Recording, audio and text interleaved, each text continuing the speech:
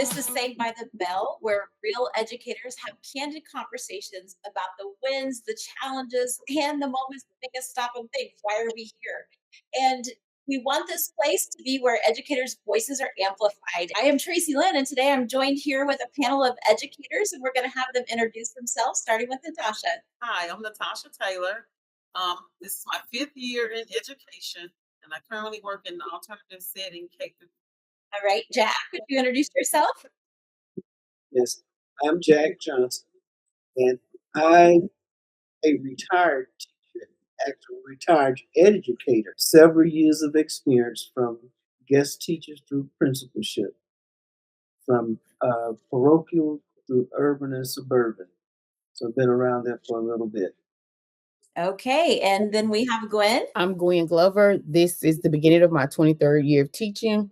I'm currently teaching 8th grade ELA at a middle school. All right. Well, what we're going to do is we have three hot topics that we're going to be talking about today. And I would just like to dig in and really start with that first topic of why does education feel broken?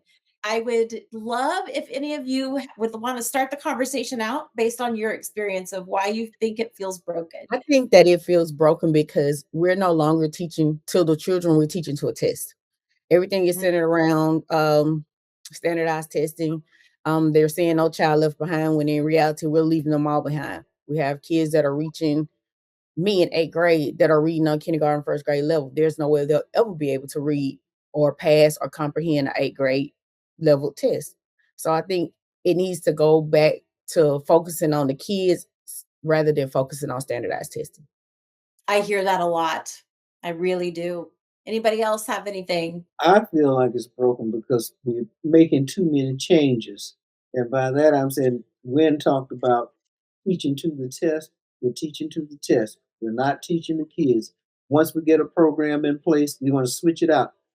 Let's check. If we change superintendents, it's going to change a whole new program. We might have gotten grounded in this program, and as soon as someone else comes in, that program is gone. Now we have to learn something else. So I think it's broken in that way. I think it's also broken for the people who sit even at higher seats, who dictate what should be taught. I don't think they did anything with teaching any students anything. Therefore, I think we do a lot of warehousing children. Let's take them, keep them there so many hours a day. We can put them on this, put them on that, let them do a little bit. Then we'll send them home. And when they go home, there's nothing happening to support what you've worked on all day. Wait, if we're going to try to fix this, we need to find a way to reach. I call it a little triangle. And I have the students, the parents, and the school. And I have the parents at the base of that triangle. If they can't support it, we don't have them on the team. I think we just lost. You make a lot of good points there. And I think that's even a lot to unpack. What do you think, Natasha? I'm on board what Mr. Johnson said about the parent-school connection. I feel it's broken. There's a disconnect for parents being held accountable for their part. The teachers are going above and beyond to do this and do that and put this in place and model this and model that. But without parental support, it feels like you're just doing nothing. You know, you guys are hitting on so many of the things I think that we're seeing right now. And when you said something that literally, when you said it, it gave me chills. You said, with the no child left behind, we're leaving all of them behind. And I think about that, and everything that everybody's brought up is a piece of that. I think that that to me was a very profound statement. Do any of you have an example of what that is? What does that look like? I can speak from experience for this year. I have a child who's very quiet. He's not a behavior problem.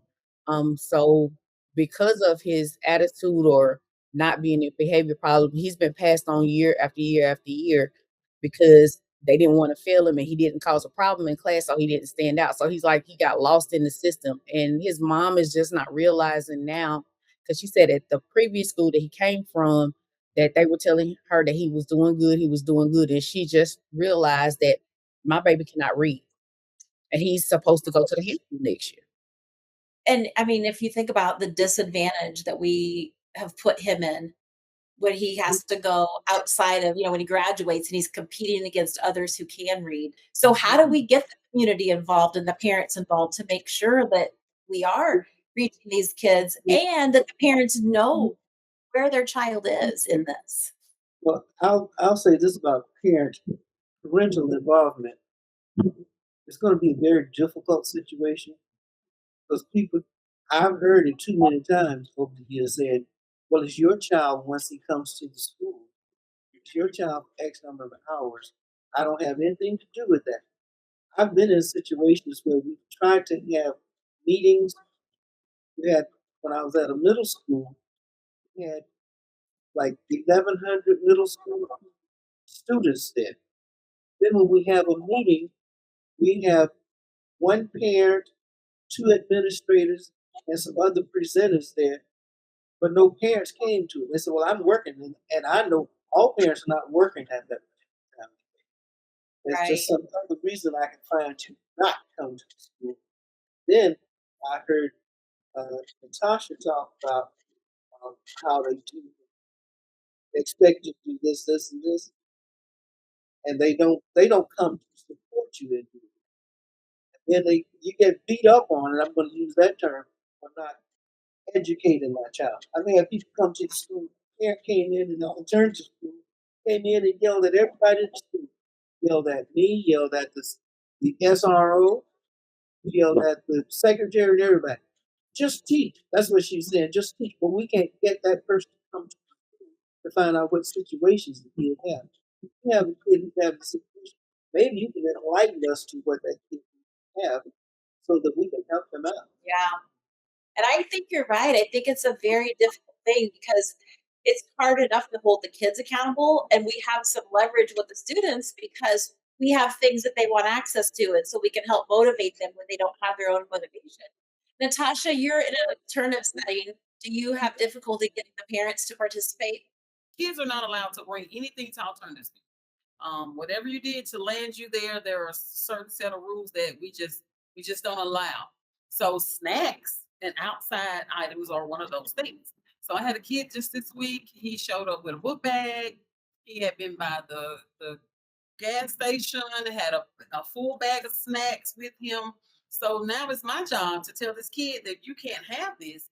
Kid mad at me all day. I had to take the snacks, Right. put them in a separate room, and at the end of the day, when I walk out to meet the parent to pick her kid up, I'm asking the parent, your child is not allowed to have this. I've sent out correspondence before your child got there, while your child is there, school status, and all that. We're communicating with the parent. Parent is listening to me talk, but the kid is in the back seat saying, "Mom, can I have my Takis?" And she turned around and gave him the Takis. It was futile what I was trying to do all day. And that makes your job more difficult. And then so you're battling these outside influences that you don't even need to be battling. And that kind of makes me wonder. It takes us to our second topic. We have a teacher shortage and we wonder why. Are those things leading to our teacher shortages? What do you guys think is driving it? Student behavior, no respect for the teaching profession. We're seen as glorified babysitters. We're supposed to allow kids to talk to us any kind of way, treat us any kind of way, um, even go so far as to physically harm you, and you're not supposed to do anything, or you're not backed by admin because their hands are tied because of the parents and the school board and the people that are above them. So it's like, I'm not gonna come to work every day and be abused when I can go make more money somewhere else. Absolutely. I don't know if it's accurate, but I saw this on social media the other day that there was a teacher who left teaching and went to Sam's Club and started as a cashier and worked her way up and now makes like triple what she was making as a teacher. And I was like, we have a problem here. Mhm. I mean, Sam's may be a great company to work for. I mean, there's no shame on them, but we we have educators who are shaping our future that are making less than people who are doing a job that perhaps is easier. I was meeting with a group of retired teachers today, and we were talking about how they've been treated over the years when they were working. The name calling, the parents. The one teacher said that the parent came and said, "Don't go to your car this afternoon." Yeah, Wow. be careful. And she's going, okay, how am I going to get home if I can't go to my car? Well, as a matter of fact, she was issued a threat. Go to your car. I'm going to be waiting. And it went back to something that Natasha talked about, something that the kid had, and the kid wasn't allowed to have. But it happened with edible items. It happened with cell phones. It happened with just anything you can think of when we have these situations. So I hear teachers saying, I can't continue to take the abuse of this. And I've Yeah. had teachers who were on the job, like you said, they said, well, let me find someplace else to work because I won't be a part of this. But I also heard uh, Gwen talk about not getting support from people because I'll just say this some administrators, they're afraid of what's going to happen, the repercussions of what's going to happen. If I do this, I'm going to be in hot water. I might lose my job. I won't use the terminology that I've heard, but I've heard them today. Just as ironically, we talked about this the day before when we were having a little lunch. They talked about how the kids called them names and did all of that. And then the one teacher said the parent was jumping up and down, said, you said this to my kid and you put your finger in his face. And she got in the chair and stood up, told the kid, now stand up. The kid stood up and she still can't reach a hoop so big. So how does she have a hand in his face? We had them calling them names, names I won't repeat on here. I removed kids from school. And the parents said, don't you think this is a lot of days to remove a kid from school? Absolutely. But I'm going to give you enough time for you guys to figure out how to use appropriate language for teaching. So I can see why you can have a shortage of teachers. And the mental and emotional toll that that takes on the teachers and the staff. Mhm. I Absolutely. mean, that's exhausting. I watched a video the other day, and it was an educator, and they had told her there was an emergency in the gym. I don't know if you guys saw it or not, and she went running full force in. And the woman was so petite that even when she got to the gym doors, like she couldn't see through the window. She was little, and she went running full force in, thinking there was danger in there. And I watched that video and I was blown away, but then I'm not in the same breath because this is what educators do day in and day out. They run into danger to protect students, and those same students' parents will cuss them out or tell them that they're not doing enough. And they're willing to risk their lives for these kids. And it's like we have a disconnect with what people think we do when we're at school. I try to stay positive. I'm like, keep your eyes on the prize. But after a while, it takes a mental toll. And they also let you know that you make enough money, you should be able to do this, this, and this. Money doesn't handle all these situations. Is there a fix? Is there something that we can do with the environment at schools to help? Natasha, you look like you might have some ideas. There's so many things that we try at alternative school, and I've come to learn that not everything works with every kid. So we do come back and we revamp our strategies, but there's no one fix for all. Because I'm in an alternative setting, I have to keep that mindset every day before I go to work that there's something that may come up that they don't even have a strategy for. And I'm limited because I'm trying to be careful to make sure I check with admin before I implement anything. But it's really tough because in the spur of the moment, this kid is doing this, this, and this, and other kids in the room who are in, in harm's way. So I gotta have a mindset that I gotta make sure I'm trying to keep these kids safe. I'm trying to keep this kid over here, that kid in the hallway. And I just recently got an assistant. That's one thing I want to. One fix is I think every teacher should have an assistant. Absolutely. You know, I've said for a long time, if I could impact a district, what I would do, I would hire more aides, more paras, more uh, t- teacher aides, whatever they call in what state you're in, because we don't have enough adults in the building to actually do the job we're trying to do. And we don't always need the person that has the degree that can teach the geometry class. Sometimes we need the person walking by and just patting the kid on the back and say, hey, I see you trying right here. But the one adult who's trying to teach the subject doesn't have enough time to meet all the needs of all the students. I think that's what you're talking about, Natasha. But it goes back to funding. As soon as you start trying to increase those things, you hear, well, we don't have any money for that. And we're back to square one because of what Jack said earlier, because the ones making the decisions haven't stepped foot in the classroom. Well, when we talk about fixing something, I think we need to do that accountability part so that everybody at that school is held accountable for something. I think the parents need to be held accountable. I think the students need to be held accountable. The teachers need to be held accountable, and the administrators need to be held accountable for what goes on. And I think we must have some communication. We must communicate. I can't go in as the administrator and expect Natasha and Gwen and Tracy to go in and do an excellent job with these kids, and we haven't set expectations. And especially, well, it's in all settings, but especially in that setting where Natasha is, because I have to think about who has an IEP and what are we going to do about meeting the requirements of that IEP.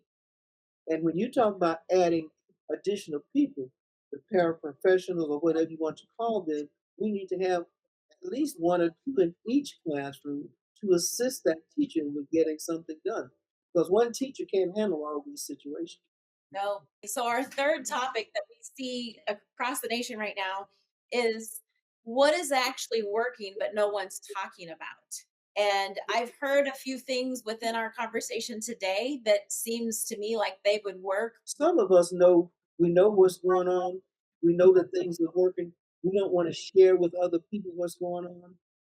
I know something that's working for me, but I don't want to share it with other teachers because I want to hold it close to the chest. That's what's going on. And that's Mhm. basically because I want to look very much better than everybody else. And don't be what I call a giant come lately. Don't you be the last teacher on the block to come because we figure out how we can do stuff and not support that teacher because for some reason I made it up in my mind that teacher really shouldn't be here, so we're going to set him up. I've used that word for failure, but I'm Mm. not just pointing my finger at the teachers for that either, because I've been in the seat of administrators and I know immediately, oh, I don't like that teacher, so I'm going to give you this. Even with a couple of administrators who have to do evaluations and making recommendations and all that, I'm going to give you this teacher because I don't like her and I can't do a fair evaluation. Well, roll your sleeves up, get in there, and do what you need to do. And I think that comes about Absolutely. communication, holding yourself accountable, and holding everybody else accountable. Absolutely. What's been working at well, I won't say at my school, I'll say in my grade level, is that each teacher checks on the teacher next door to her. They come in to make sure, or him, do you have this? Do you need this? If it's their planning block, they'll come through and say, do you need anything? Or let me come in your class, even if it's like a situation with one of the students, let me step in here for a minute and let you go take a 5 or 10 minute break to try to diffuse the situation. Because sometimes in the heat of moment, things are said or done that could cause you your job or that could cause somebody to get hurt. And sometimes some teachers have a better rapport with students and they're able to get stuff done or get them to do things that others. So on our hall, we always check on each other. We make sure we're like a family on our hall. We see about each other. I think that's excellent. Go ahead, What Natasha. I see Sorry. is working is collaboration. I actually have a new lead teacher this year, and she's willing to share with me every strategy, every practice. She'll share a calendar with me. She'll share a slide with me. So collaboration, and I'm a person that I'm looking around. I'm trying to learn something from every teacher that I come in contact with. When I look around their classrooms, I want to see is there something that they're doing that I could do. So I think just being full, being transparent and sharing the stuff like Mr. Johnson's talking. Absolutely. And something that I've always felt that, and I saw this very clearly. So I taught special education for all of my career. That's what it's always been. And when I was teaching elementary and middle school and high school, I didn't have plan periods because of the makeup of my students. But when I taught early childhood special education, I actually had a day that the students didn't come in. And I I was so excited because when I had time to prepare, I became the teacher I wanted to be. And that was the best time teaching experience. And so I feel like what works is giving teachers the time to be the teachers they truly want to be. And I don't feel like we see that. And I don't think people are talking about it loud enough because we think, oh, a 30-minute block is plenty for you to prep five different preps and grade all the papers and call the parents you need to call and do all the things you need to do.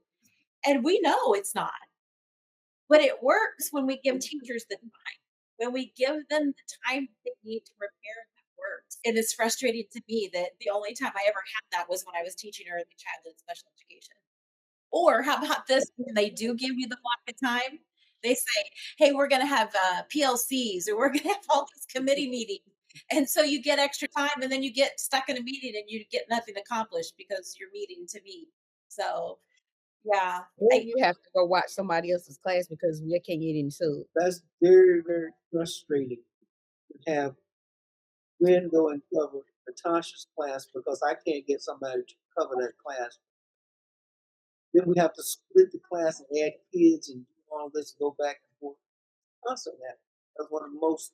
And so if I had to talk to first year administrators, just be prepared. Just know that everything that you think you have set in your head is not necessarily going to work for that day. You walk in there, I call it the wheels running off. You can have it all planned out. One child can upset the school for the rest of the day. Or one parent can upset the school for the rest of the day. Or one teacher or one administrator. I try to include everybody in this because everybody has a part. One person can upset that whole, what is it, apple cart? They can upset that whole thing for that Mhm. day because they don't know the word flexibility. You have to be flexible to do stuff. And you can't think just because you've been doing this 45 years, you think you know everything because it's a new challenge. I heard you use that word challenge. There's a new challenge every day. Right. You can go there early and plan for this, and you can stay late planning for it. What can we do today that we can build upon for tomorrow? And tomorrow comes, does not work. So that's my skill.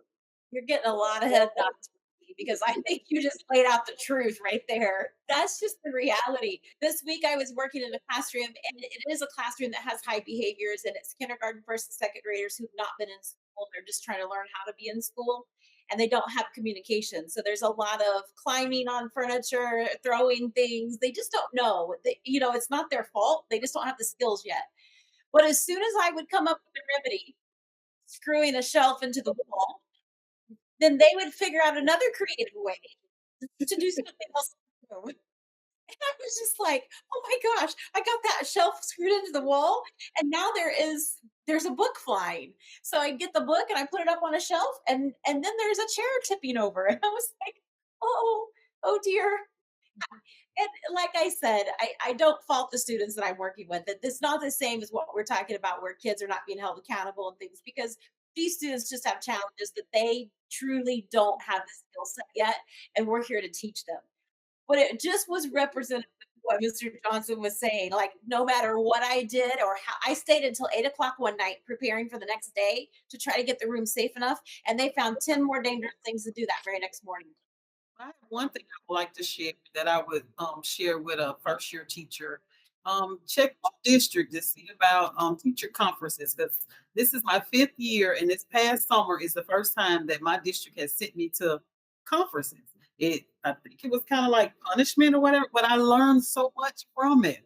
This is something I feel like I should have gotten at year one because I went in an alternate route. I had never been in a classroom before. I hadn't written a lesson plan before, so I learned so much at these conferences. That is excellent. We need to be able to get outside of our environment some and get some more training and learning. Absolutely.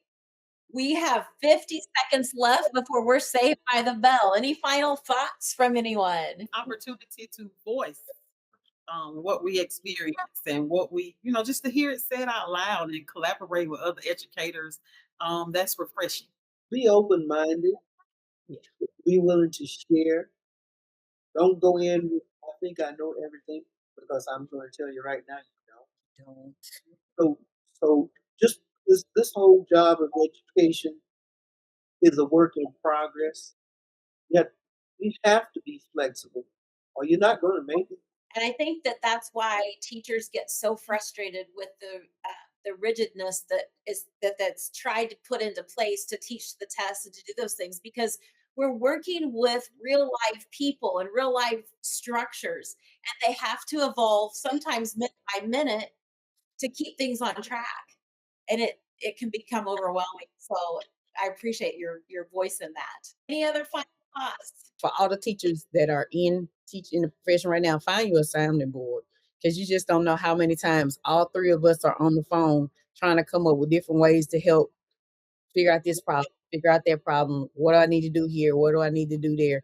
And it just to be able to have that conversation with people sometimes it releases a lot of the pressure that's put on you on a daily basis.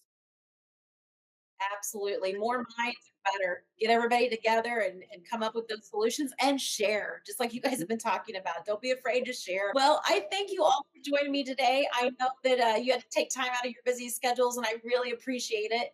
And I would love to have you back on Saved by the Bell in the future to see what else you're doing. And I just appreciate you sharing the voices of educators and helping us amplify what's truly happening in the classrooms.